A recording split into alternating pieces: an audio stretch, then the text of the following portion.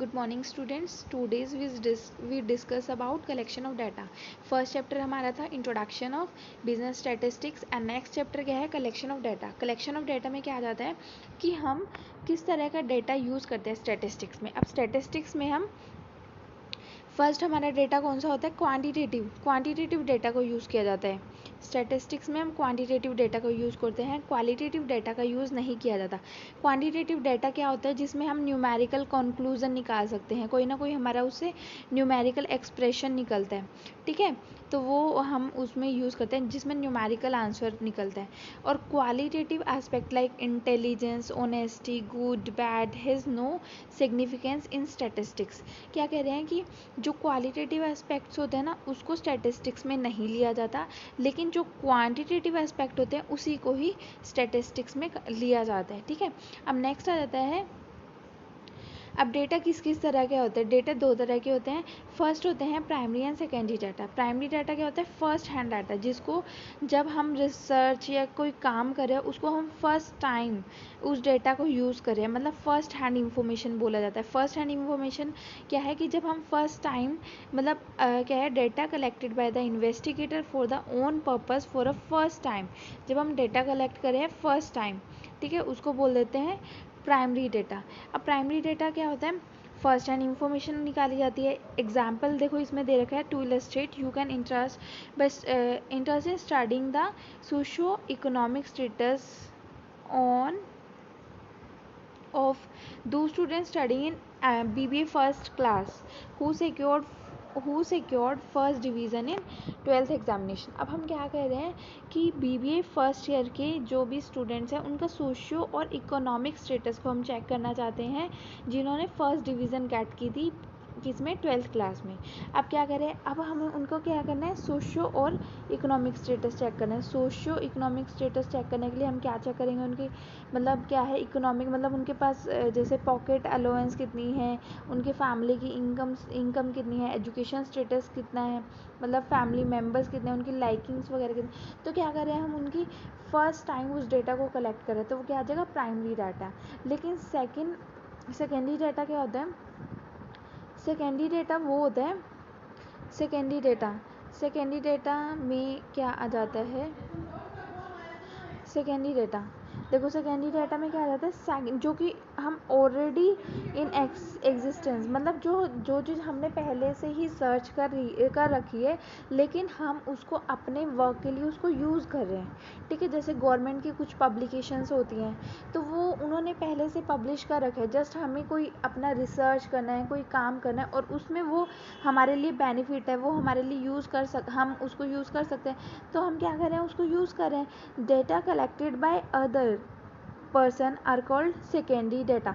जो भी डेटा हम अदर पर्सन के द्वारा कलेक्ट किया जा मतलब पहले से कलेक्ट कर लिया है उसको बोल देते हैं सेकेंडरी डेटा.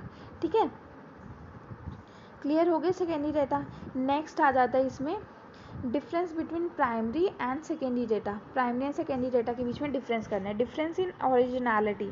क्या कर रहे हैं जो प्राइमरी डेटा होता है ना वो ओरिजिनल होता है, लेकिन सेकेंडरी डेटा क्या होता है वो ऑलरेडी इन एग्जिस्टेंस, मतलब वो पहले से हमारा एग्जिस्टेंस में था, जस्ट हम उसको यूज़ करें अपने वर्क के लिए. ठीक है, तो ओरिजिनल कौन हो गया प्राइमरी डाटा ओरिजिनल होता है. तो प्राइमरी डाटा क्या हो गया रॉ मटेरियल हो गया and secondary data finish product जो पहले से प्रोड्यूस हो गया लेकिन हम उसको अपने लिए यूज़ करें. प्राइमरी डाटा रॉ मटेरियल है जिसको हम फिनिश गुड्स में कन्वर्ट करेंगे. ठीक है, तो समझ आ गया डिफरेंस क्या है, difference is in originality. Next point आ जाता है difference in suitability of objective. Primary data are always related to. अच्छा, अब इसमें क्या है specific objective of the investigator. जो भी अगर हम प्राइमरी डाटा ले रहे हैं मतलब फर्स्ट टाइम उस डेटा को कलेक्ट करें तो वो हमारा क्या हो गया बिल्कुल, मतलब जो हमारा ऑब्जेक्टिव है उसी से रिलेटेड हम अपना डाटा मतलब कलेक्ट करेंगे. ठीक है, और जो सेकेंडरी डाटा है अगर हम उसको ले रहे हैं वो हमारा पहले से एग्जिस्ट है, जस्ट हम अपनी स्टडी में उसको यूज़ करें तो क्या हो गया उसमें जो सेकेंडरी डाटा उसमें हमें कुछ ना कुछ एडजस्टमेंट्स कुछ ना कुछ चेंजेस करने करने पड़ेंगे ताकि वो हमारी स्टडी में वो यूज़फुल हो सके। तो क्या है, suitability of objective. Primary data क्या होता है, ऑलवेज सूटेबल होता है, मतलब उसमें कोई प्राइमरी डाटा में कोई भी चेंजेस, कोई भी एडजस्टमेंट करने की ज़रूरत नहीं होती, लेकिन सेकेंडरी डाटा में हमें कुछ ना कुछ एडजस्टमेंट करनी पड़ती है। ठीक है, तो सेकेंडरी डाटा में एडजस्टमेंट करनी पड़ती है, लेकिन प्राइमरी डाटा में कोई भी एडजस्टमेंट नहीं करनी पड़ती।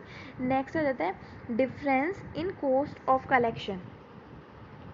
प्राइमरी डाटा और कॉस्टलियर। अब क्या करें, प्राइमरी डाटा जो फर्स्ट टाइम हम डाटा कलेक्ट करें तो उसके लिए हमें टाइम भी लगाना पड़ेगा, मनी भी स्पेंड होगी, उसके लिए एफर्ट्स भी करने पड़ेंगे काफ़ी सारे, है ना।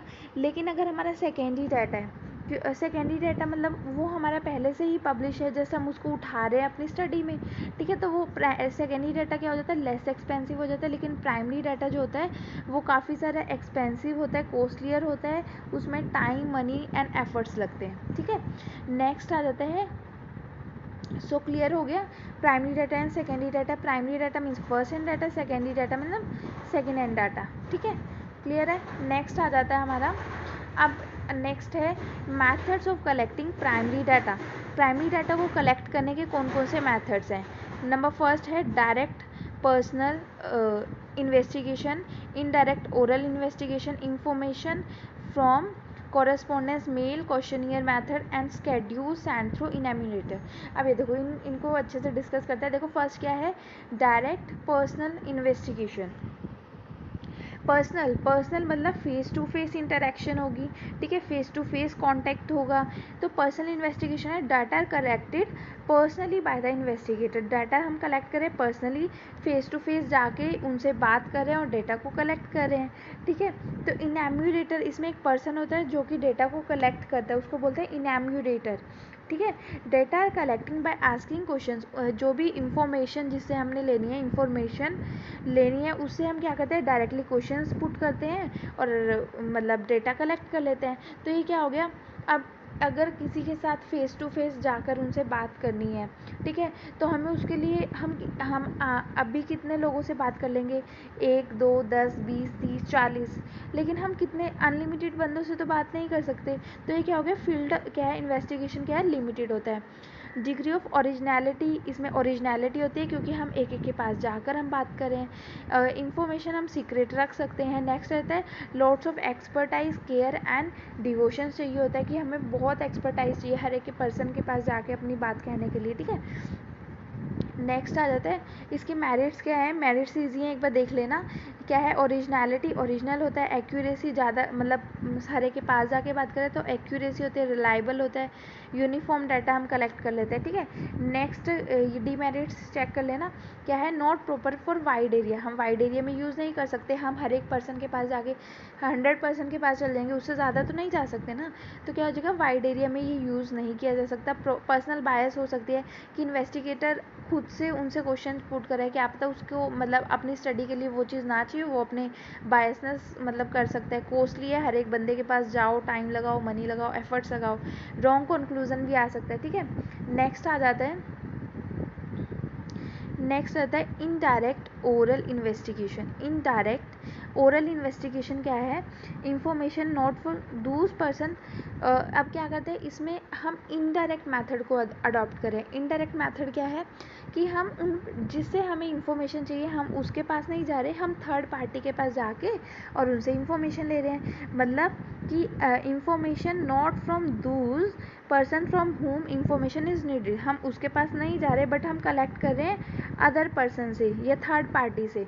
ऐसा किस केसेस में होता है, जहाँ पर मतलब कोई ऐसा, जहाँ पर हमें ये वाला मेथड कहाँ अडॉप्ट किया जाता है, जहाँ पर हमें विटनेस, कोई ना कोई गवाह की ज़रूरत होती है, वहाँ पर ये मेथड अडॉप्ट किया जाता है। जैसे एग्जांपल हो गई इन केस ऑफ मर्डर के केस में हम उस पर्सन से डायरेक्टली बात तो नहीं करेंगे, अदरवाइज वो गलत आंसर देगा।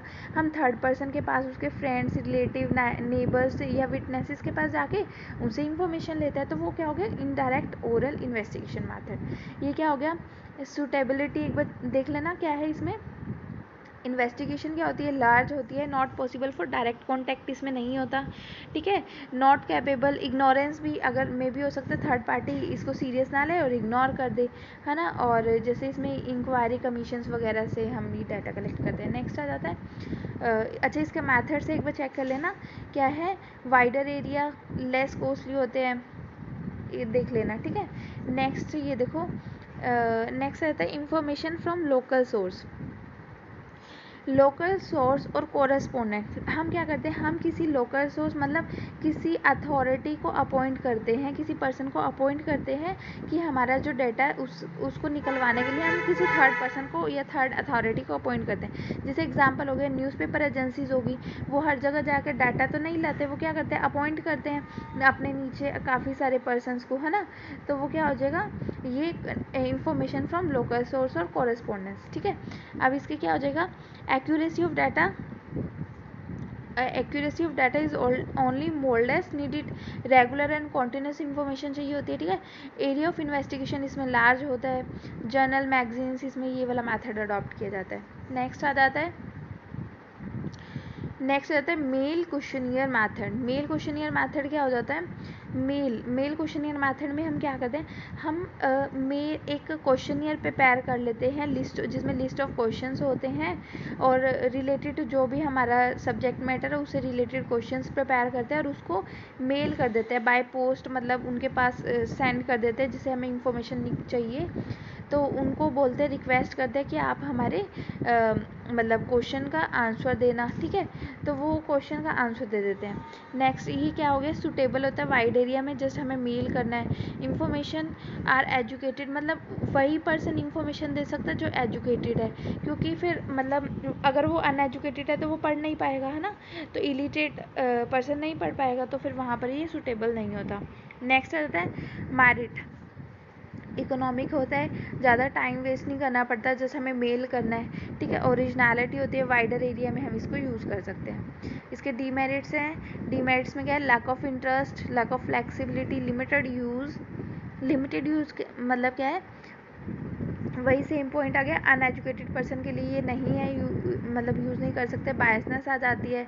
लेस एक्यूरेसी, क्योंकि कई बार लोग इग्नोर कर देते हैं ना, एक्यूरेट आंसर नहीं देते हैं, तो वो लेस एक्यूरेसी आ जाते हैं। नेक्स्ट आ जाता है schedule filled through enumerator, schedule filled from through enumerator. अब इसमें क्या करते हैं, इनैम्यूरेटर क्या होता है, जो मतलब डेटा को कलेक्ट करता है उसको बोलते हैं इनैम्यूरेटर। अब इनैम्यूरेटर क्या करता है, खुद से इनैम्यूरेटर क्या करता है, question is prepare as per the purpose of inquiry, मतलब इनैम्यूरेटर ना खुद ही वो डेटा को, जो भी वो डेटा लेना चाहता है उससे सामने वाले पर्सन के पास जाता है, उससे डेटा पूछता है और खुद ही उसका आंसर उस क्वेश्चनियर में या स्केड्यूल में लिखता है, राइट डाउन करता है, ठीक है। तो अब इसमें क्या हो जाएगा, इसका एक बेनिफिट ये हो जाएगा कि जो भी अनएजुकेटेड पर्सन है वो भी अपना आंसर दे सकता है बोल के, क्योंकि लिखना तो किसने है, इनैम्यूरेटर ने लिखना है, ठीक है। तो इसमें ये बेनिफिट हो जाता है। क्या सूटेबिलिटी है, फील्ड ऑफ इन्वेस्टिगेशन लार्ज होता है, स्पेशलाइज, अब जो भी इन्वेस्टिगेटर है, जो इनैम्यूरेटर है, वो स्पेशलाइज और स्किल्ड होना चाहिए, ठीक है। उसको लोकल लैंग्वेज, कल्चर, नॉर्म्स की इंफॉर्मेशन होनी चाहिए सारी।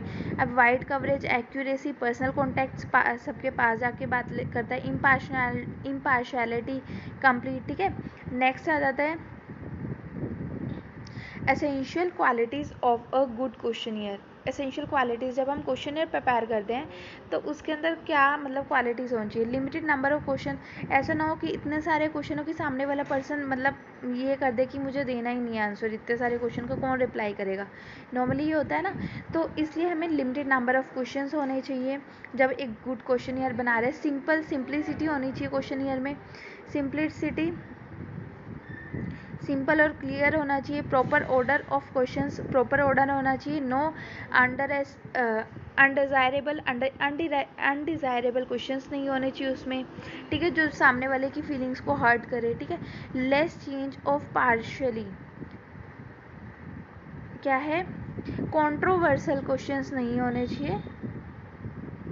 Question should be such as answer impartially, question ऐसे हैं जो हमें इम्पार्शली हम उसका आंसर दे सके, ठीक है। कैलकुलेशंस उसमें इन्वॉल्व नहीं होनी चाहिए, ज़्यादा अवॉइड होनी चाहिए कैलकुलेशन। प्री टेस्टिंग, जब हमने क्वेश्चन प्रिपेयर कर दिया तो उससे पहले हम उसको टेस्ट करना चाहिए। टेस्ट करने के लिए हम क्या करेंगे, 2 या 3 कम पर्सन के पास जाकर और उनसे क्वेश्चन की ईयर फिल करवाएंगे। जब वो फिल करवाएंगे, अगर वो उसमें हमें कुछ प्रॉब्लम लगती है या सामने वाला पर्सन सेटिस्फाई नहीं होता तो उसके अकॉर्डिंग हमें चेंजेस करने होंगे। जब हम कम पर्सन के पास जाकर कोई चीज़ ट्राई करता है तो उसको बोलते हैं पायलट सर्वे, पायलट सर्वे करेंगे, ठीक है। नेक्स्ट आ जाता है इंस्ट्रक्शंस, क्लियर इंस्ट्रक्शंस होनी चाहिए कि कैसे हमें क्वेश्चनियर को फिल करना है। क्रॉस वेरिफिकेशन होनी चाहिए, cross verification means such question should also be ask as many, मतलब क्रॉस वेरिफिकेशन होनी चाहिए। जैसे हमें ना मतलब ऐसा ना हो कि सामने वाला पर्सन इग्नोर कर दे। जैसे अगर हमने एक क्वेश्चन दे दिया क्वेश्चनियर में कि क्या आप मैरिड हैं या नहीं है, तो उन्होंने बोल दिया अनमैरिड, लेकिन नेक्स्ट 2-3 क्वेश्चन छोड़ के उसके बाद नेक्स्ट क्वेश्चन हम दे रहे हैं कि क्या आप यू हैव अ बेबी, सो उन्होंने येस कर दिया। तो इट मीन्स क्या हो गया कि मतलब क्या हो गया, मतलब उन्होंने बिना देखे वो क्वेश्चनियर फिल किया। ये देख के हम क्रॉस वेरिफिकेशन कर सकते हैं ना, पता लग जाएगा कि कौन सा पर्सन देखकर अच्छे से रिप्लाई कर रहा है और कौन सा नहीं कर रहा, ठीक है। फिर रिक्वेस्ट करेंगे उनको रिटर्न करने के लिए। नेक्स्ट आ जाता है methods of calculating secondary data. Secondary data को हम कैसे कैलकुलेट करते हैं, पब्लिश सोर्स और अनपब्लिश सोर्स से। पब्लिश सोर्स क्या हो सकता है, जो पब्लिश, जैसे गवर्नमेंट पब्लिकेशंस होती हैं, सेंट्रल और स्टेट गवर्नमेंट पब्लिश करी है कुछ डेटा। सेमी गवर्नमेंट पब्लिकेशंस होगी, रिपोर्ट ऑफ कमेटी या फिर कमीशंस वगैरह होती हैं, जैसे फाइनेंस कमीशंस होगी, प्लानिंग कमीशंस होगी, उनकी रिपोर्ट से हमें कुछ डेटा मिल सकता है। नेक्स्ट आ जाता है publication of trade association. Trade association जो बड़ी बड़ी एसोसिएशंस हैं, जैसे शुगर मिल एसोसिएशन होगी, तो उससे हम डाटा कलेक्ट कर सकते हैं, ठीक है। नेक्स्ट है publication of research institutions. Research से रिलेटेड जैसे काफ़ी सारी यूनिवर्सिटीज़ हैं, जैसे सबसे बड़ा एपेक्स बॉडी है रिसर्च की इंडियन स्टैटिस्टिकल इंस्टीट्यूशन, तो उससे हम डाटा कलेक्ट कर सकते हैं। Journals, papers, publication of research scholars, international publication जैसे UNO, United Nation Organisation, IMF, international monetary fund, ILO, international labour organisation, तो उनसे हम डेटा कलेक्ट कर सकते हैं। नेक्स्ट आता है अनपब्लिश सोर्स। अनपब्लिश सोर्स जो कि अभी पब्लिश नहीं किया गया है, तो उससे भी हम डेटा कलेक्ट कर सकते हैं सेकेंडरी डाटा। नेक्स्ट आ